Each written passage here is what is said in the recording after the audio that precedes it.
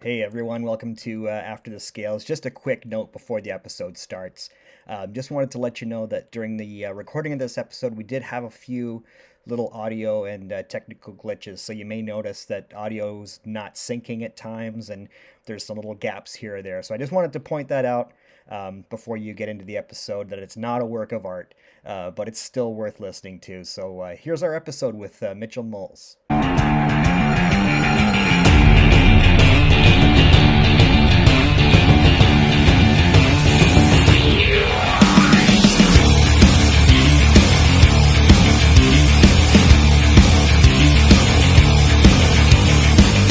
Welcome back, everyone, to the After the Scales podcast, episode 55, presented by DJD Graphics. I'm Jacob Dove of Phenom Motorsports, along with Shaun, Blight, Canadian Racing Tours.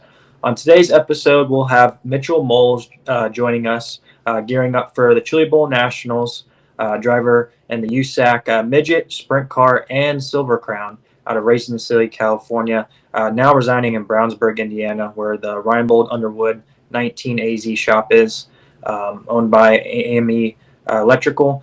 We're excited to have Mitchel on, but before we get into having him join us, we wanted to talk about our Chili Bowl picks for each prelim night, Monday through Friday. We've been looking at the list and kind of going through it. Let Shaun make his picks first. Yeah, so I feel like we're kind of working backwards a bit because we each picked our winners for the overall event, but we did want to go through our prelim nights real quick, and I'm sure we're going to have some duplicates here. But I'll start first. We got night one. Nice lineup for night one. I'm excited for this one. I've got Kyle Larson locking into the show. And I went with Tanner Carrick because he's always good. And I know Hunter picked him as kind of his dark horse pick for night one. So who you got, Jacob? Yeah, so for Monday night, I have Cannon McIntosh getting the win, McIntosh Monday. And I have Larson transferring in the second spot. So those are my top two on Monday. You can't go wrong with either of those. And McIntosh is hungry for a Chili Bowl win, so he's going to probably, race his what the kids say, race his balls off to try to get into the shit. Yeah, I was going to take McIntosh. I figured you were going to do it because you kind of suggested that he was going to be one of your picks. So I went a little different with Carrick. Night two, I think we're both going to say Buddy Kofoid. We like him locking into the show, and Kaylee Bryson. I'm going with Kaylee. I think she's due to have a good week, and I like her getting into the show. She's always quick in the midgets, so let's go, Kaylee. I'll be cheering for her. Yeah, we're pretty similar there as far as with Buddy Kofoid winning, but I have him nosing out Hank Davis, another Oklahoman. He won a prelim last year, I believe, and he's always been up there on the nights. He's running 410 sprints full time in 2025. So I have Hank Davis transferring in, and Buddy Kofoid's really good behind a midget, so I got to take him. Yeah, Wednesday night, that's, I think, going to be the night to watch. I'm going to be down in the infield for that one. This is absolutely loaded, including our next guest, Mitchel Moles. Mitchel's going to be in the show, but I didn't pick him to lock in on night three. I've got Dazen Pursley and my dark horse pick for the Chili Bowl, Emerson Axum. I had a couple other names there, but I like those two guys to come out of night three. So we're both in agreement on the stacked night of Wednesday. I have Dazen Pursley getting the win and Emerson Axum in second. Both transferring. And like you said, I would like Mitchel Moles, who's coming on this podcast right now, to lock in, but I think it's going to be really tough. But I do believe he'll be in the top five for sure. Yeah. Night four, another great looking lineup. This is one I'm going to probably be in the stands watching this one with a couple of soda pops. I've got Christopher Bell winning. I think it's safe to say that you're going to take him too. And Tanner Thorson, he's always quick in a midget. He's great at the Chili Bowl. I got Tanner Thorson as my kind of underdog, sort of dark horse pick for the second spot. So we're trending here because I picked both of those guys. However, I have them backwards. I have Tanner Thorson getting the win and Christopher Bell getting second, just because Tanner Thorson runs the midget a little bit more than Bell does. Obviously, Bell's been away for 2 years now. So Yeah, he'll figure it out. yeah, but he'll get figured out, and he'll definitely lock in, or at least maybe be in the top 5. All right, so night 5, Friday night. I went with Logan Seavey. He's going to be in the show. And then I went off the board a little bit. I picked a guy who got a win at BC 39 in that week. I went Chase McDermott as my other pick. I had a couple other guys. I think Chris Wyndham is on Friday night, if my memory serves. I had him kind of written down. Ryan Timms is there too. I think both those guys will be in the show, but I went off the board a little bit. Chase McDermott. Yeah, I think on Thursday, that's for Ryan Timms or Wyndham, one of those two. But yeah, we're trending in the right way here because I picked Logan Seavey to get the win and Chase McDermott to get second. Nice. Our picks are pretty close. I knew it was probably going to be pretty similar, but I mean, anybody can win that's runs USAC, Extreme Outlaw Midgets, Larson, Bell, those top guys are going to be really competitive. But I feel like, between our picks, I'm pretty confident that we're going to get some of these right for sure. Yeah, and I think also with these picks, someone's going to have some bad luck on their preliminary night. There's going to be somebody who has to go through maybe a C or B main. There's going to be a surprise, I'm sure. But I think we mostly went with the favorites. Not a whole lot of surprises with most of our picks, I don't think.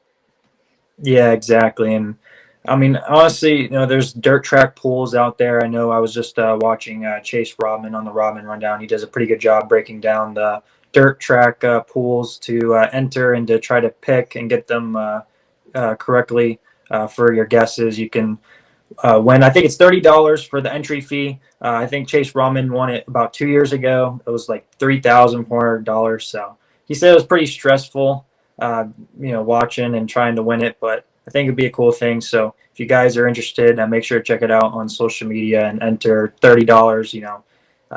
I know there's a lot of gambling stuff coming on with High Limit and USAC. You could gamble this year. So gamble on the Chili Bowl, but don't take our financial advice. That's right. Yeah. Don't blame us if it goes sideways. That's for sure.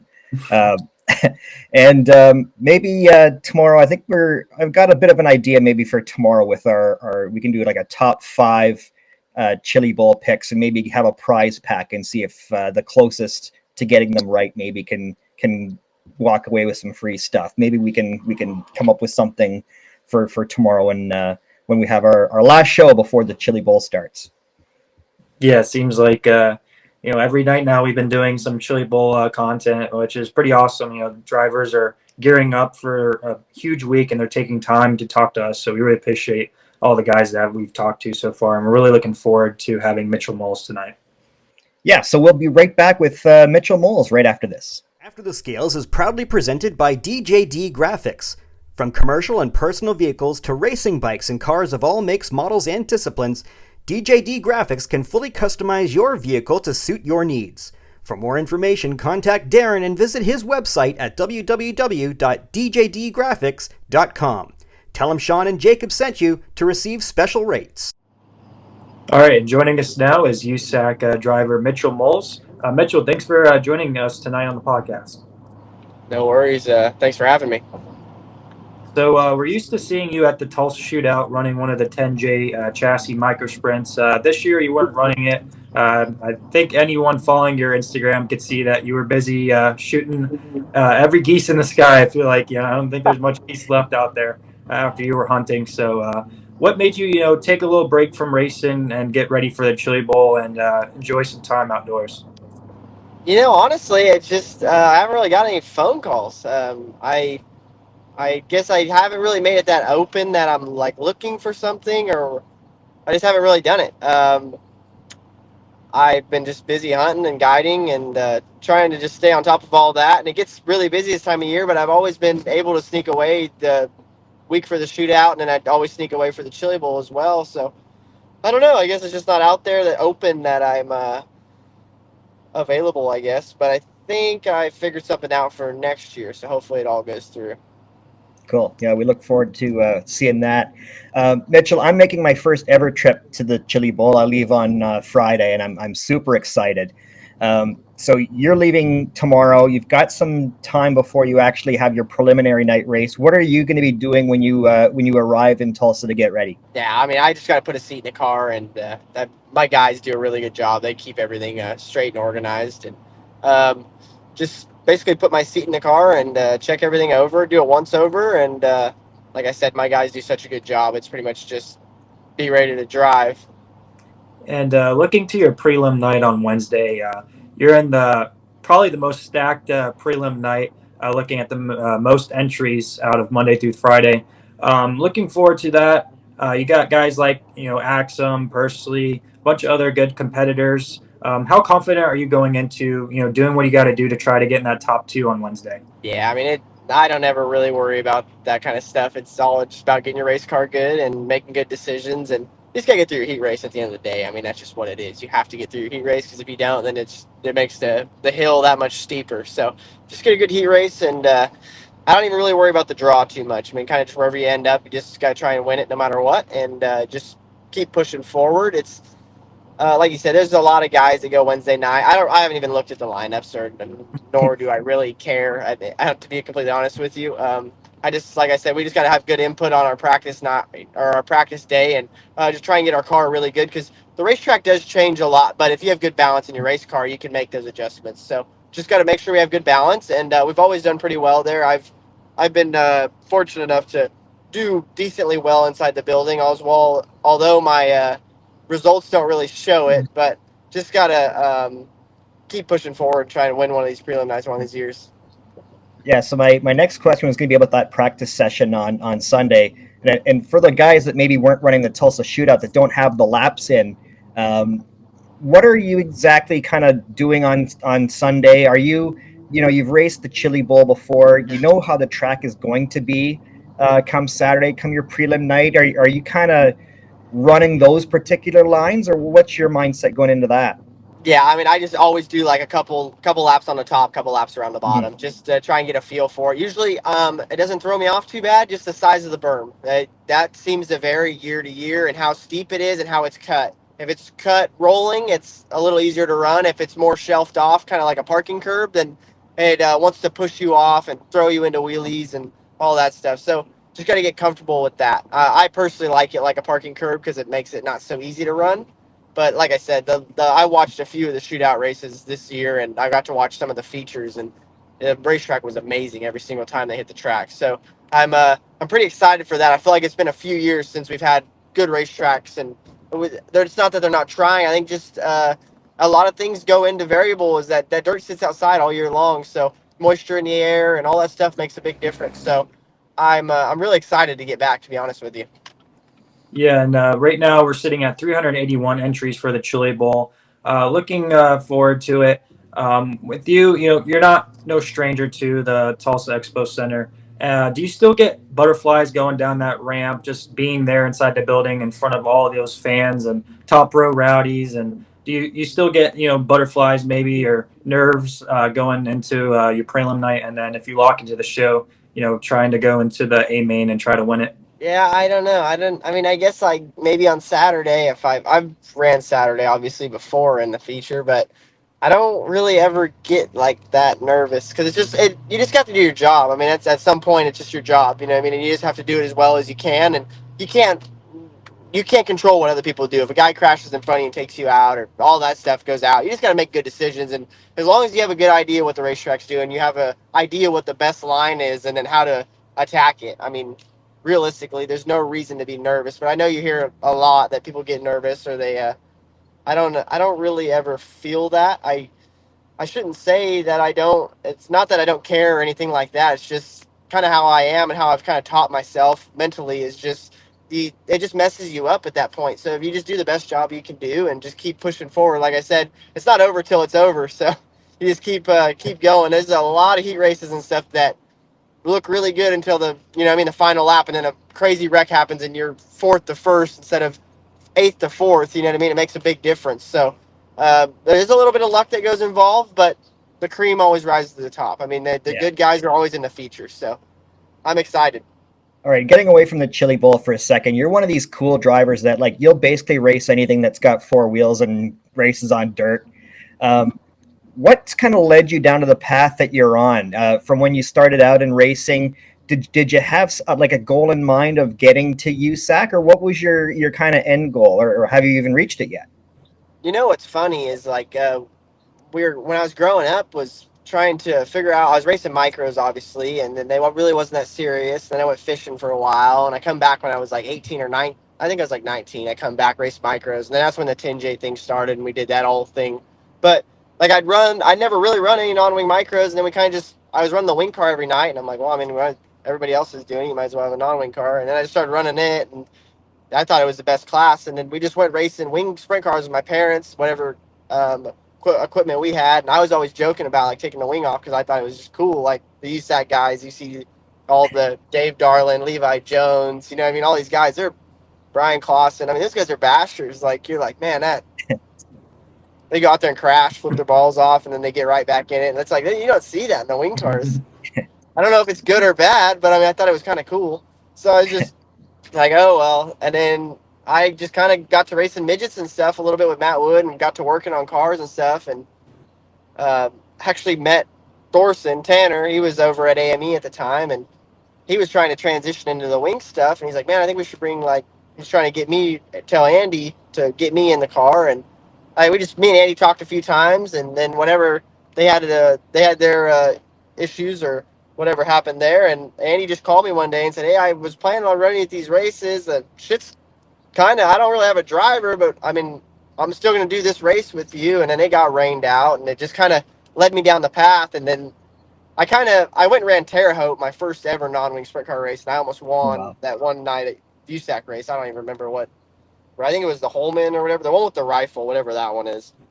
I was pretty pissed off because I didn't win the gun, and I'm pretty into that kind of stuff. So it was cool though, and I mean, Andy just kind of became buddies, and just more. I mean, at this point, I would say he's more like a similar father figure to me. I mean, we're really close. We talk all the time.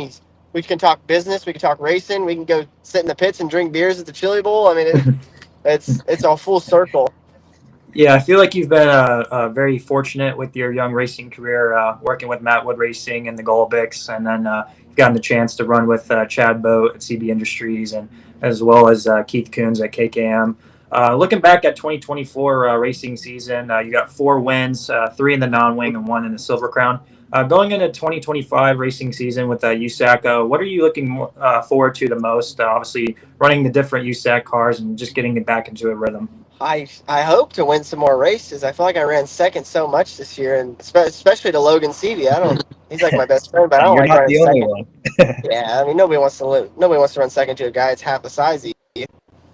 So I don't know. He's a good friend. It does get frustrating because I hear him talk all the time, and it's like, but like I try. I was there. Like I thought I was doing the CV, and it's like, here you go. We're gonna turn it up an extra notch. Races, and like my team does a really good job. I mean, we don't have very minimal failures. I mean, they've done everything. They've done their job. I just got to do mine just a little bit better and put ourselves in a better position after Florida. I feel like I hurt ourselves really bad Florida because we were just horrible the whole time we were in Florida, and I think we got those issues figured out. So Florida's just its own place. We only get together once a year, and it's tough. And I hope to have those issues fixed and start off firing on all cylinders. Yeah, so I'm just south of Toronto, Mitchell. So I don't get to see the non-wing USAC guys very often. You guys don't really come kind of north of Indiana very often. But I did see you race in person for the first time this year, and it was at Eldora, and it was the 4 Crown Nationals, and you won the Silver Crown race.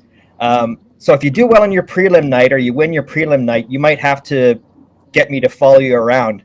If that trend continues. But I wanted to get your thoughts on your win at Eldora in the Silver Crown, because I've got some photos here that I'll pull up while you're talking, and just tell us about that experience. Yeah, that was cool. Me and Andy were just talking. Like, we go to Eldora, and we've always been pretty good there. We've just had a lot of issues. Most of our issues all year long seem to be every year at Eldora, and it's always in hot laps. We always have. It's just, I don't know. I don't know if I'm cursed there. I don't know what it is, but we've run well there. I'm decently comfortable there. The non-wing race was cool until we went green, and I was starting so far in the back, I couldn't see anything. The dust, you couldn't even run the wall. And by the time I really got going, Persley was already lapping me, and it's just like, man. So I don't know.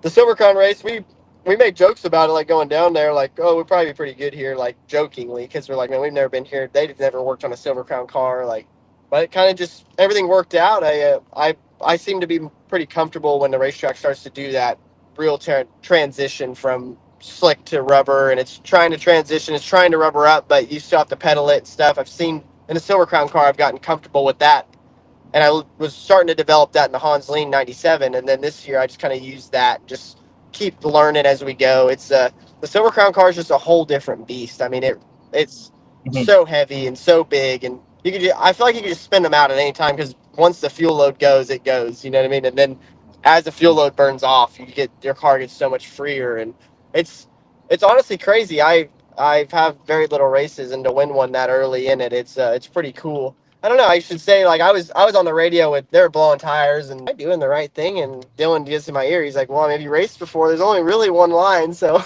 like, "Yeah, I guess you're right. I just got to keep clicking away." Sorry, Jacob. I'll just is that an adjustment in itself, Mitchell? Like being the Silver Crown, like having the two-way communication, because that's not something like you ever have in any other dirt series. Yeah, I don't really. I mean, I don't really like it because it just like you just. I mean, I guess you're damned if you Yeah, do, damned if you don't. But like I just like the sprint car stuff. You don't. If you can see the guy standing on the fence while you're racing, tell you to go up to the top, then have at it. But having somebody in your ear is a little different. I get it. It's for the miles and stuff. I think it would be okay if we did it on the miles because it's so you could crash somebody pretty big. But the half miles and stuff, I don't think. I think right. we should go with no radios. But I mean, I'm sure there's somebody else that would have another opinion. So I don't know. And Mitchell, you've been teammates with Andy's son Hayden, and going into Chili Bowl, you'll be teammates again with Ricky Thornton Jr.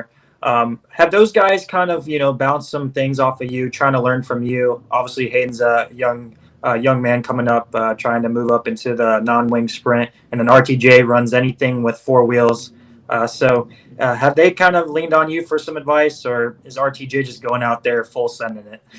Yeah, I mean, Hayden, me and him talk a lot, and I try to give him my opinions, whether he cares or not. I don't really know, but I mean, I try to help him as much as I can. Tell him what I would do. This is the situation I'd put my. I just try to start from the start of the race. I try to plan what everybody's gonna do, and then I mean, 90% of the time, lap one that doesn't work, but at least if you kind of have a plan going into it, I feel like you're a little better off than just not knowing what everything's gonna happen, and just kind of have an idea where guys are gonna run, and if you could slide him into the first corner, and then I just kind of try to play it out like that. Ricky, on the other hand, he is a little different. I actually took some advice from him. I'm trying to figure out how to get my bank account to where his is. That's Yeah, my next step. No, but me and him talk all the time. Actually, I'm the one that got him back into 10Js. I told him, I said, man, just get back into 10J. Like you're fast. The first year you did it. Time to get back in it. Time to get back to home. And we talk about a lot of stuff, setups and stuff. And I mean, he's got a different idea on how to do things. Like it's crazy when you talk to him about the way he can go about it and the way late model guys decide on how to grip compared to us. Like yeah, Mitchell. I wanted to ask you about your merchandise. For those of you watching this podcast, you can scan the QR code in the top corner. That'll take you to Mitchell's merch page. If you're listening to the audio portion, you can go to mitchelmolesracing.com, and that'll take you to his shop. Mitchell, I'm going to be scrolling through some photos here while you're talking. I'm just curious to who designs your merch, who produces it. Do you come up with any of the designs? And I assume you'll have some stuff at the Chili Bowl and possibly some new stuff for 2025. yep, I just I use Blaine and Braden Wasson, Blaine Deward, for my designing and stuff, and I do all the designs are myself. I design the t-shirts. I order them. I do all the merchandise side of my stuff with a little bit of help of Logan Seavey and his girlfriend Kinley. They help me out a ton with the online stuff because I'm not that good at that kind of stuff. But I most of my shirts you can see that I don't sell stuff I don't like. So if I like it and a lot of it's hunting related or fishing related or stuff like that. I just try to fit like what I like to do in my life outside of racing. I try to put it into my t-shirts and Yeah, stuff like that. So my guys do a really good job. Those guys that I work with at making my ideas pop. So yeah, I'll have some new stuff I don't do too much chili bowl. I've never done a chili bowl shirt, and I'm just sticking to that. It's a gamble, and it's not a gamble I'm willing to take at the moment. I don't race very Yeah, much midget stuff. I like most midget guys, they can do a chili bowl shirt because they can sell it at a midget race. Where I don't. I mean, I think I go to like right. one midget race a year at this point. I wish I ran. I wish I went to more because I wish I had a midget ride. But that's just how it goes sometimes. Like I said, those guys they do a really good job, and I work pretty hard on it too. I push it. We take our trailer to every single race every year, and I think that's a big part of it is just keeping people in it. People want to buy that stuff, and it was a tough year last year, I think, for everybody with finances across the board. So hopefully to see it pick up a little more this year. But like I said, it's part of the game. I mean, all the good guys do it, so just gotta Mhm. keep it ready and try not to order too much of it because then you get stuck with it. Yeah, I think between myself and Shaun here, you might have some customers because you have some really. Yeah, that teal shirt pops. I like that one. I'm probably going to be seeing you at the at your Yep, trailer. it'll be inside the building. First year we're ever gonna have. Me and Logan are gonna be inside of the what does they call that, vendor row or whatever at the Chili Bowl. Right. We normally just sell from the trailers, but we got a trailer set up this year, so that'll be pretty cool. Nice. Yeah, and some of the stuff that sticks out is the hunting and fishing theme. Honestly, Mitchell, I feel like we really get along well because we're both the same age and we both make racing, hunting, and fishing our personalities. So definitely cool with the Bass Pro theme and the hunting theme. So before we get into our rapid fire segment, I had a couple more questions for you. Just being a California guy, a lot of great talent coming out of the state. One person in particular, Jeff Gordon, who obviously made it big in NASCAR, moved to Indiana to follow his racing dream. He's going to be the grand marshal for the Chibble. How cool is it knowing guys like that and other racers like Kyle Larson, so much talent in California and making it in the big racing league? Yeah, I mean, you look at it. I mean, Carson Macedo, uh, Kyle Larson, Michael Kofoid.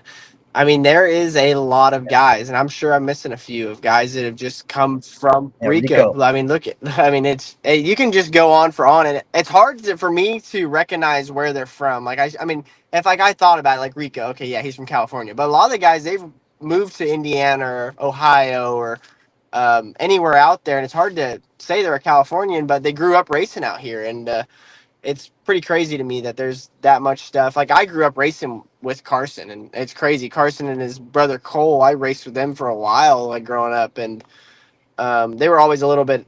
Cole was racing the same stuff I was, but Carson was usually a step ahead of me. The Selzy brothers, they raced with us a lot growing up, and the Nettos and a lot of guys that have pretty big names out there, and they race a lot, and it's pretty cool. I think there's just a lot of talent. I think the racetrack is the rough and bumpy, and nobody likes that stuff. But when you get good on that, and you can maneuver and be smooth on that, you get on the big tracks, and it's like, wow, my car's pretty good. This is way easier. So I don't know. You see guys like Corey Day. He's probably the top suspect right now. I mean, he's the guy. You look at if there's a curb and it's fast and it's up on the wall or anything like that, he's your guy. And he's so young and so talented. He's already got a couple I think we're getting ready to lose him. I think he's going to go NASCAR Yeah. racing or something. But hey, you got to do what you got to do. You got to go make some money. So, um, I mean, yeah, it's crazy. All right, Mitchell, we really appreciate you taking the time. Before we let you go, we've always end with our DJD Gear rapid fire segment. We've got 10 questions that we fire off to you. You just come up with the first answer that comes to mind. Jacob's got them ready to go. So we'll fire those off at you. Let's do it. All right, Mitchell. So the first question for you, I think you might have me beat on this, but what's your biggest bass you've ever caught? 993. I have a 991, a 992, and a 993. Yep, definitely bigger than mine. So second question, hunting or fishing, which do you enjoy more? Man, I don't know. I really like fishing, but the hunting thing is seem to be taking the top toll right now just because I do it so much more. I kind of lost the fishing deal because I went to racing, and that's like starts in March. So hunting is a wintertime activity, and that's probably my favorite to do. And this has been a hot topic in the hunting industry, but I'm more of a traditional guy between real tree, mossy oak, and true timber. But is Sitka camo hunting clothes worth the price in your opinion? I mean, yeah, I would say so, just because of the warranty. You can send them back whenever you want, and they fix them. They don't very. I mean, as long as it's something that you did, or that the product failed on, they'll just send you another one. So I'm not a camo guy. I'm a solid color guy, but I do think the Sitka stuff is worth the money. And between the states of California and Indiana, which state is better in your opinion? I mean, if you're looking at like the hunting and the views and all that, I would say California. But I mean, you got to deal with all the shit that goes on here. So to live, if they would just calm down a little bit and let us make a living in California, it'd probably be okay. But I would have to go with Indiana right now. And what's your favorite racetrack that you've been to? Terre Haute. Good choice. And what's your biggest pet peeve when driving and traveling on the road? I don't have one. I don't let people get to me. Between the midget, sprint car, and Silver Crown, which is more fun to race? Man, I really like the sprint car. It's probably my favorite. And when you're in Tulsa, Oklahoma, what's the best place to eat at when you're at the Chili Bowl? Oh man, don't hit me with this. I'm like I just eat it like, oh man, I don't even know. I lived in Tulsa, and I'm not even gonna be able to come up with something. I literally lived there, and I have no idea. I was gonna try and come up with some like fancy restaurant or something, but I mean, I'm Nah. a simple guy. I'm like a Whataburger guy. It's pretty easy for me, and it's quick and fast, and we can go drink beers afterwards. And if you were to win the Chili Bowl, how would you celebrate? I would be trying to get home as fast as I could, so I could go hunt some more ducks.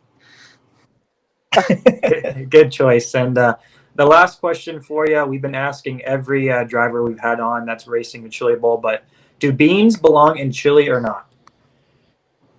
Man, I don't even know. I don't eat chili, so I don't. Are they in chili? No. They can be. So it's hit or miss. Yeah, so like Jacob and I agree that they look like beetles, and it's very off-putting when you see black beans in your food. Yeah, I mean, but some people like it. It's we're about 50-50. yeah, I'm right not now. a chili guy, but I'll just ride with you guys and no beans. All right. Well, it does sound like you're a beer drinking guy, and I am sneaking some Canadian beer, authentic Canadian beer, into the pits. So I'll slide one your way when I see you at the Chili Bowl as a thanks for doing this, man. Sounds good. All right. Good luck next week, Mitchell. Thanks a lot Thanks, for coming guys. on. See ya.